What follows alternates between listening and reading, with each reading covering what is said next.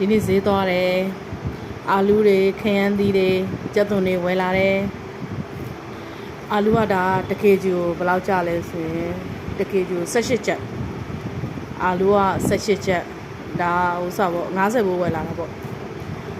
အာလူကျတော့သူက20ကြက်သွန်က18ကျပ်အာလူက20သူ့ကိုလည်း2 kg ဝယ်လာတယ်40ဘိုးနောက်ပြီးတော့မြူသီးစိမ့်နေတာဘယ်လောက်ဘူးလဲဒါ10ဘိုးဘာတော့ပိုက်က10ဘိုးနောက်တရားထဲမှာရှိသေးတယ်အများကြီးပဲအခုတရက်တီးတွေပေါ်ပြီးတရက်တီးဒါ1 kg ဒီမှာ1 kg နဲ့ရောင်းတယ်ပေါ့1 kg ဒါ1 kg ကို50ပေးရတယ်ဒါအစိမ်းရသက်ဒါ1 kg ကို4လုံးရတယ်ဒါအစိမ်းတရက်တီးအစိမ်းဘာဖြစ်သိတယ်မလားတုတ်စားဖို့ပြူဖို့ဒါကြတစ်လုံး5ချက်ပေးရတယ်ကရင်ဘဘူး5ချက်ဘူးစစ်တရ5ချက်ဘူးဆိုတာအကုန်လုံး250ဘူးပေါ့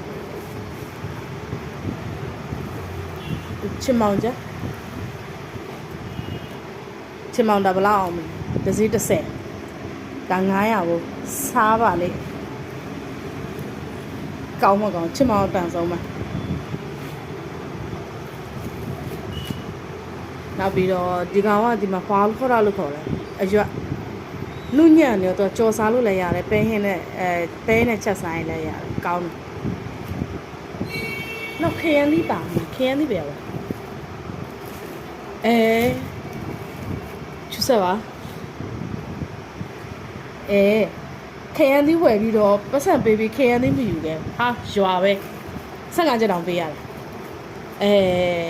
ခရမ်းသီးကြိုက်တယ်ပတ်စံပေးလိုက်တယ်အကျွေမရှိဘူးဆိုပြီးတော့အကျွေရင်သွားလဲလိုက်တယ်သွားလဲပြီးတော့ပတ်စံပေးလိုက်တယ်ပေးပြီးတော့ခရမ်းသီးမယူလာဘူးရွာပဲအဲ့ဒါလိုမျိုးဈေးထဲမှာလူတွေကများတော့နည်းနည်းခရမ်းသီးပတ်စံ15ချက်ပေးလိုက်တယ်ပေးပြီးတော့ခရမ်းသီးမယူလာဘူးအလာဝန်တာတို့ဘာဘွေအလာဝန်တာတို့ဒီလိုဝယ်ထားလိုက်လို့ရှိရင်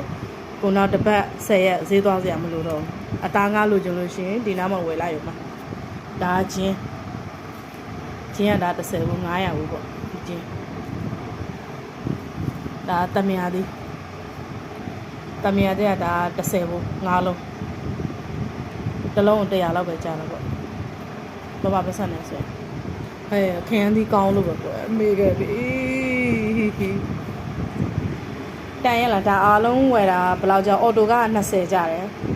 အော်တိုက20ဆို250ကုန်တယ်အော်တိုက20ပဲလိုက်ဟိုမှာ15ချက်ခရမ်းသီးက15ချက်ပဲလိုက်200ပဲထားပါတော့ဒါ200ဘူးဆိုဒီအားလုံးကို1000ဘူးပေါ့ဒီမှာတဲသီးအမဲ့လည်းပါတယ်တဲသီးစိမ့်လည်းပါတယ်200ဘူးဆိုရင်ဘာမှပတ်စံနေဆို1000ဘူးပေါ့